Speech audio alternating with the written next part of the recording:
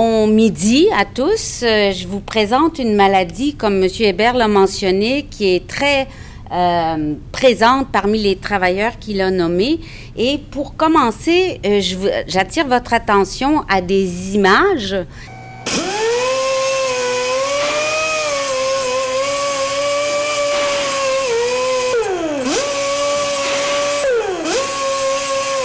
Alors, vous aurez reconnu un mécanicien avec un outil vibrant qui roule et qui enlève de la rouille. Alors, ce monsieur-là fait ça toute la journée, donc c'est un outil vibrant qui va lui causer des problèmes de santé. Et son collègue du poste d'à côté qui utilise un marteau. Et si le manche avait été plus court, le choc de résonance aurait été dans la paume, dans cette région qu'on appelle la région hypoténarienne, hypoténarienne. Alors, ces travailleurs-là sont à risque des chocs pour venir léser les structures de la main.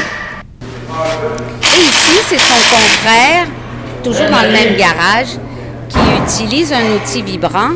Et vous voyez, dans sa main, il va avoir un objet qui va venir comprimer toujours la région hypoténarienne de la main. Donc, vous aurez compris pourquoi on appelle le syndrome du marteau hypoténarien ou SMH, ou en anglais, Hypotenar Hammer Syndrome. Ils sont toujours à l'envers, ces Anglais. Alors, le SMH, ce n'est pas une congrégation religieuse, mais c'est une maladie qui se présente chez des travailleurs qui vont utiliser des outils vibrants et manuels. Et le malheur de cette maladie, c'est qu'elle n'est pas connue par ni les travailleurs, ni par les médecins. Alors, on dit qu'il est un syndrome méconnu. Donc, les travailleurs qui utilisent des outils vibrants et manuels sont à risque de développer deux maladies. La plus connue, c'est celle qu'on appelait anciennement la maladie des bûcherons, puisqu'il y avait des scies mécaniques dans les mains. On la voit, hélas, encore. Et elle s'appelle, cette maladie, le SVMB, ou en anglais, HAVS, pour Hand Arm Vibration Syndrome. Elle a 3 atteintes. Et l'autre maladie, c'est le syndrome du marteau hypoténarien. Alors, ces maladies-là sont cousines. Elles voyagent souvent ensemble et elles se manifestent également par les mêmes symptômes de doigts blancs et de douleur. Alors, il faut être perspicace pour la reconnaître. Et le gold standard, c'est le questionnaire. C'est le médecin qui doit être à l'affût de son patient. Donc, il faut être à l'affût et vigilant parce que la démarche thérapeutique n'est pas la même. Et si on ne diagnostique pas bien le syndrome du marteau hypoténarien, parfois, ça peut conduire à de lourdes conséquences lorsque l'artère cubitale sera lésée. Ça peut conduire à l'amputation des doigts. Donc, deux entités différentes. On voit que le SVMB se manifeste par des doigts blancs, c'est le syndrome vibratoire, et sa cousine, le syndrome du marteau hypoténarien, également par des doigts blancs. Et dans le bleu, il y a des manifestations cliniques identiques, c'est-à-dire des douleurs et des lésions au bout des doigts. Lorsque le syndrome vibratoire est vieux et sévère, il peut mimer le syndrome du marteau hypoténarien. Donc, on a voulu, caractériser le tableau clinique de nos travailleurs québécois, les comparer avec ce que la littérature dit, et puis établir des éléments de connaissance utiles pour la prévention. Donc, la revue littérature s'est échelonnée sur de nombreuses années et c'est essentiellement des case reports. Alors, ce sont des médecins qui voient à l'urgence des patients et qui vont publier. Donc, c'est rare qu'on a une étude transversale ou de cohorte pour ces travailleurs-là. Donc, la littérature, la connaissance est basée sur ce que les chercheurs rapportent dans leur étude de cas. La revue de littérature nous montre que l'ischémie périphérique, l'ischémie, c'est le mot qui nous dit il y a une souffrance vasculaire. Alors, l'ischémie, ça se manifeste par de la douleur, de la froideur, de la souffrance dans les doigts, parce que les artères sont mal nourries, les tissus sont mal nourris, et lorsque c'est mal nourri, ça peut soit nécroser ou gangréner. Et l'ischémie périphérique, elle est rare, c'est 12% des cas, et c'est aux membres supérieurs, c'est rare, ce qui fait donc que la maladie du SMH, parmi celles-là, sera très rare et insuffisamment connue.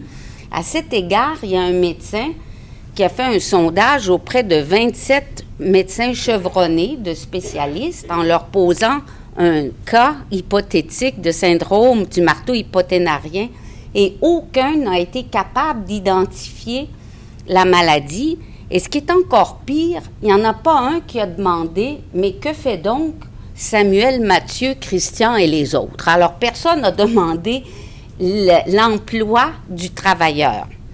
Donc, la prévalence et l'incidence du syndrome chez les travailleurs exposés aux outils vibrants est inconnue parce qu'on a insuffisamment de recherche dans les milieux. Donc ici, je vous fais grâce des pourcentages, mais lorsqu'on regarde parmi les gens qui ont de l'ischémie, donc de la gangrène et de la nécrose, on peut en trouver un volume plus élevé. On va en trouver également parmi ceux qui ont le phénomène de Raynaud. Phénomène de Raynaud, c'est le mot savant pour dire épisode de doigt blanc, parce que Raynaud, c'est un Français, Maurice, en 1864, qui a appelé l'épisode de doigt blanc Raynaud. On lui a donné en son hommage le syndrome, c'est-à-dire la terminologie de phénomène de Raynaud. Donc, évidemment, on va voir le syndrome chez les gens qui ont des doigts blancs, chez ceux également qui sont atteints de la maladie dont je vous parlais tout à l'heure, le syndrome vibratoire, et également chez ceux qui ont un travail répétitif. Alors, voici notre main, et le problème se situera à cette hauteur-là, c'est l'éminence hypoténare, et on voit ici l'artère cubitale qui longe, qui va venir faire l'arcade palmaire superficielle.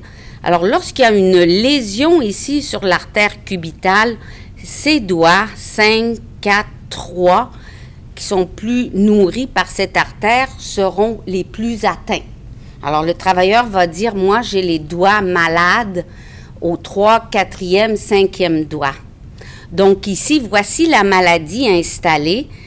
On a ici l'artère cubitale que vous voyez et cette poche-là qu'on va appeler un anévrisme parce que la lésion est au niveau de l'artère cubitale qui est très vulnérable dans cette portion-là. Elle est assise sur un os qu'on appelle l'os crochu. Ça fait comme une enclume. Alors l'artère se fait frapper constamment et elle va développer une lésion dans la couche interne qu'on appelle l'intima. Et lorsque la média, la couche moyenne est lésée, eh bien là, le sang qui arrive avec un flot de turbulence dans cet endroit-là va faire des embolies et ce sont les petits morceaux d'embolie qui vont filer tout loin dans les doigts pour venir faire la nécrose digitale. Donc ici, c'est une variante de l'artère cubitale et lorsque ici vous avez une artère complète, vos doigts sont moins à risque parce que l'autre côté peut les nourrir, suppléer. Mais dans certains cas, dépendamment de l'anatomie que vous avez, eh bien vous êtes plus à risque parce que l'autre côté ne supplée pas de la main. Donc, les doigts touchés, la sévérité va dépendre de l'étendue puis de la localisation de la lésion au niveau de l'artère, de la présence de collatéral. Ça, c'est comme un castor qui ferait un embâcle. Alors, lorsqu'il y a un embâcle, l'organisme va faire des collatérales sur les côtés pour venir nourrir, passer l'obstacle. Donc là, il y a moins de dommages lorsque il se fait des collatérales et si l'artère palmaire dont je vous parlais est incomplète, vous êtes plus à risque. Alors ceci, c'est une main de cadavre. On voit ici l'artère cubitale qui sera très, très à risque et l'arcade superficielle et c'est là que viennent se loger les petites embolies. Donc un résumé, traumatisme de l'intima, thrombose, et embolie digitale secondaire, la média qui est atteinte, qui va aller vers l'anévrisme, et tout ça, l'occlusion, va mener vers l'ischémie. Et en parallèle, si l'extérieur, l'adventice, est lésé, à ce moment-là, il y a un réflexe de vasospasme et qui va aggraver la maladie. Donc, les traumatismes sévères ou répétés ou uniques, un seul traumatisme peut mener à la lésion. Parfois, le plus souvent, ce sont des traumatismes répétés, mais ça va mener à un spasme, la formation d'anévrisme et de thrombose. Donc, c'est le problème dans la littérature, c'est que les gens ne vont pas appeler ça le syndrome du marteau hypoténarien, vont appeler ça thrombose de l'artère cubitale. Alors, il va y avoir différents noms. Donc, quelles sont les activités à risque? Vous pouvez me les nommer. Compression de la paume de la main, choc unique, martelage, pressage, mouvement d'écrasement de vissage avec un outil, utilisation de la main comme un marteau ou un choc. Il y a dans la littérature, on va voir que la compression peut mener à la maladie sans avoir de choc. Donc, ce sont des gens qui vont avoir un sport de baseball ou de raquette, le hockey, badminton, golf, vous pouvez tous les nommer. J'ai retrouvé dans la littérature tous ces sports de risque. J'ai également des gens qui font du jardinage la fin de semaine, donc gare à vous cet été, lorsque vous prendrez la bêche, de ne pas trop utiliser la paume de la main. Donc, les métiers à risque, c'est une litanie de secteurs où on va avoir du travail manuel. Donc, les bâtiments et travaux publics, on va avoir des charpentiers, ébénistes, menuisiers, maçons, ouvriers d'industrie, c'est assez vague, la métallurgie, donc le secteur du métal, les mécaniciens, ils sont les 3e au Québec dans notre liste, les agriculteurs, les mines, forêts, bûcherons, tous ces métiers où la main va servir de marteau ont été retrouvés sous forme d'histoire de cas. Les outils à risque, maintenant, on a l'ensemble, toute la panoplie des outils manuels et les outils vibrants. La plupart du temps, comme mon collègue Pierre Marcotte qui était avec nous dans l'étude a trouvé que ces outils étaient la plupart du temps aussi percutants. Donc, en résumé, les mécanismes intéressants, donc le médecin doit avoir dans son questionnaire quel est votre métier, utilisez-vous des outils, quelles sont vos tâches de travail et quels sont, décrivez-moi un peu la poignée, les outils que vous utilisez. Donc, les symptômes, le premier volet sont les problèmes vasculaires, phénomènes de Raynaud, surtout au 3e, 4e et 5e doigt, donc des doigts blancs, froids, intolérants au froid, sensation de froideur de la main, douleur, des ulcères, des gangrènes lorsqu'on a des embolies, et on peut avoir également une masse palpable si à l'examen on met les doigts dans la paume de la main, on peut voir l'anévrisme. Mais il faut être attentif et avoir un peu le flair. Donc, c'est cette masse ici qu'on va voir. Comme cet anévrisme-là est tout près du nerf cubital, il va être irrité et va donner des signes neurologiques d'engourdissement, de picotement, ce que les Anglais disent tingling. Hypoesthésie ou hyperesthésie, c'est que la personne va dire « j'ai mal, ça brûle à l'intérieur, je suis engourdi ». Et des symptômes, une kyriade, une constellation de symptômes non spécifiques, douleur, souffrance, hypersensibilité au toucher, raideur, rigidité, paresthésie, intolérance, faiblesse, diminution, inconfort, malaise, gêne. Alors souvent, ces travailleurs-là vont présenter ces malaises et vont attendre pour aller consulter. Ils vont consulter dans la phase de paresthésie. Le médecin va dire « Ah, voilà un tunnel carpien ». Et tout à coup, va s'installer de la rougeur, des bobos. Il va se retrouver en dermatologie. Le dermatologue va dire « Ah, infection ». Et là, finalement, il va retourner à l'omnipraticien, va aller vers le spécialiste d'interniste. Donc, ces travailleurs-là voyagent parce qu'on n'a pas mis correctement le diagnostic dans les premières phases de la consultation. Donc, dans le diagnostic différentiel, il faudra éliminer toutes les causes secondaires du phénomène de Raynaud parce que les doigts blancs n'appartiennent pas seulement à la médecine du travail, mais il y a beaucoup d'autres maladies qui se présentent par des doigts blancs et d'autres nécroses digitales. La maladie de Burger, c'est cette maladie qu'on appelle la thromboangéite oblitérante. C'est chez les fumeurs. Alors, comme ces travailleurs-là fument beaucoup, à tort, on attribue les doigts blancs et la nécrose à la maladie de Burger. Donc, voici un patient que j'ai vu qui, à l'examen, on voit ici très bien le bout des doigts. Voyez-vous, les lésions, ça passe pour quelque chose comme un bobo, si vous voulez, qui ne guérit pas. Et à côté, un petit picot noir, ce sont des petites lésions, morsures de souris qu'on appelle. C'est la nutrition des artères distales qui est moins bien. Et ça donne des doigts enflés et très douloureux.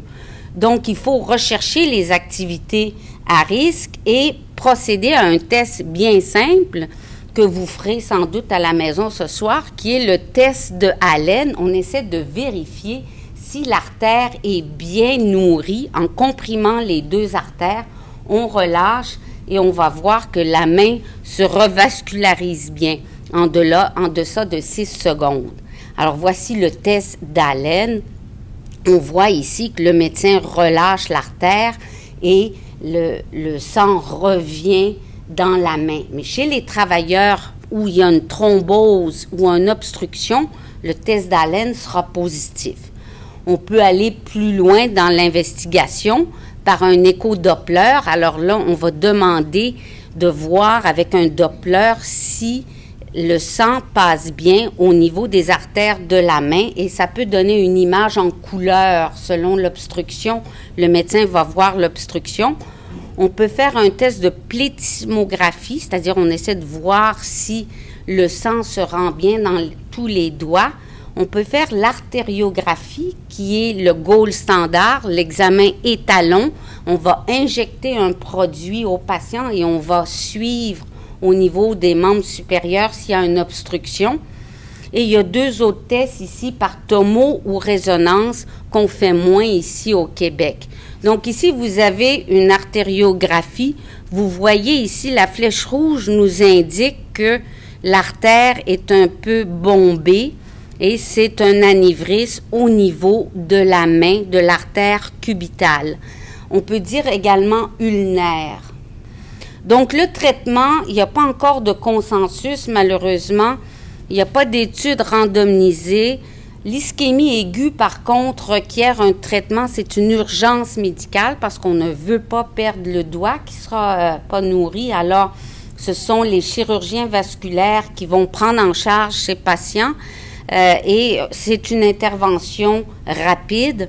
Et les 2 approches conservateurs, c'est l'arrêt du tabac qui a un effet puissant de vasoconstriction, l'arrêt des activités à risque et une approche médicamenteuse avec des vasodilatateurs puissants, soit par la bouche ou intraveineux pour venir dilater les artères.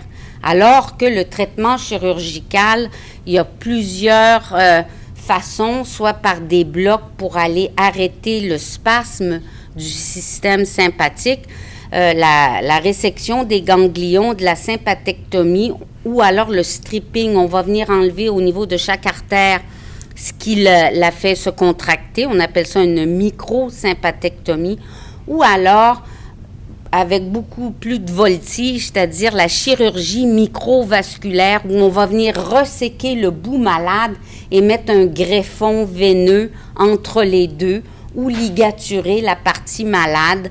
Et dans la littérature, on va voir qu'il y a plusieurs techniques, mais dépendamment du centre où vous êtes, vous aurez le traitement proposé par les départements. Donc, nous, on a étudié les dossiers de la CNESST. On en a trouvé 45, dont l'âge moyen était de 47 ans. Et il y en avait 13 qui avaient été vus par le même médecin et lui, il mettait toujours le diagnostic thrombose sous la foi de son test d'haleine. Mais pas tout le monde avait eu l'artériographie pour confirmer.